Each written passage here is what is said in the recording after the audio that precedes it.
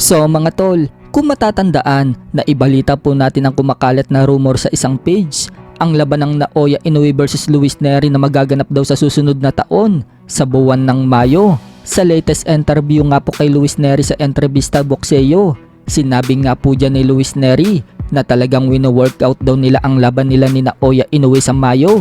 Lalaban pa daw siya ng isang beses sa December at isusunod na daw si Naoya Inoue. Hindi nga po maiwasan na tanungin si Luis Nery tungkol kay Casimero. Ani Luis Nery, sinubukan daw nila na mangyari ang labang kay Casimero, pero nabigla daw siya nang may kalaban na daw si Casimero sa Japan noong October. At yan nga po ang laban ni Casimero kay Yukinori Ugoni na nauwi sa technical draw ang laban. Pinanood umano ni Luis Nery ang laban ni Casimero sa Japan. Hindi daw maganda ang pinakita ni Casimero sa retired na boksingero na trainer na ngayon. At dahil hindi daw maganda ang pinakita ni Casimero sa huling laban niya, hindi na daw siya interesado pa kay Casimero kahit kailan. So katulad nga po ang sinabi ni Luis Nery sa sinabi ni Naoya Inoue kay Casimero. Ganyan na ganyan din po kasi ang sinabi ni Inoue. Nawalan na siya ng interes kay Casimero matapos mapanood ang labang kay Ugoni. Marami naman po ang mga Pinoy fans ang nagsasabi na natatakot lang daw itong si Naoya Inoue at Luis Nery na mabasag ang muka at panga. 2 hapon na daw kasi ang dinali ni Casimero mula nang umakyat ito sa Super Bantamweight Division. Una, si Ryu Akaho, kung saan binasag ni Casimero ang panga nito. Ngayon naman ay si Yukinori Ugoni, kung saan binasag naman daw ni Casimero ang ulo nito. Natatakot lang umano ang dalawa na baka mangyari din daw sa kanila, kaya parehas na parehas daw ang dahilan ni Luis Nery at Naoya Inoue. So ano masasabi nyo dito mga tol? Natatakot nga lang ba itong si Luis Nery at Naoya Inoue kay Casimero? O totoong nawala na sila ng interes dahil hindi magaling para sa kanila si Casimero? Comment nyo lang po ang mga opinion nyo para mabasa natin yan.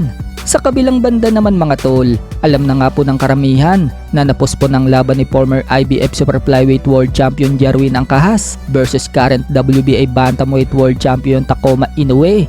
Nagaganapin na sana ngayong November 15 sa Japan dahil nagkaroon ng rib injury itong si Takuma Inoue at hindi pa natin alam mga tol kung kailan mare-reschedule ang laban nila. Dahil napospon ang laban, nag-Muay Thai training na lang si Jerwin Angkahas. Makikita mga tol na gumagamit ng tuhod si Angkahas. Kaya may mga nagsasabi sa comment section mga tol, pasukin na din daw ni Angkahas ang Muay Thai.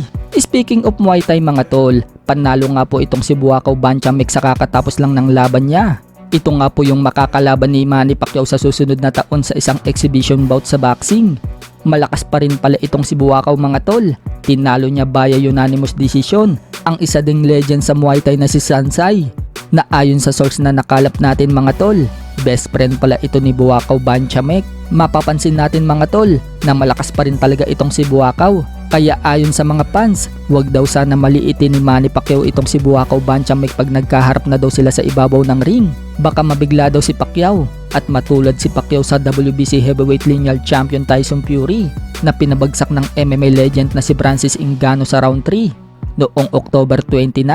Bagamat nanalo si Tyson Fury via split decision, sa mga mata ng manonood, panalo itong si Francis Ngannou. Kaya mag-iingat daw si Pacquiao dito kay Banchamek dahil matitibay daw ang ganitong mga klaseng fighter.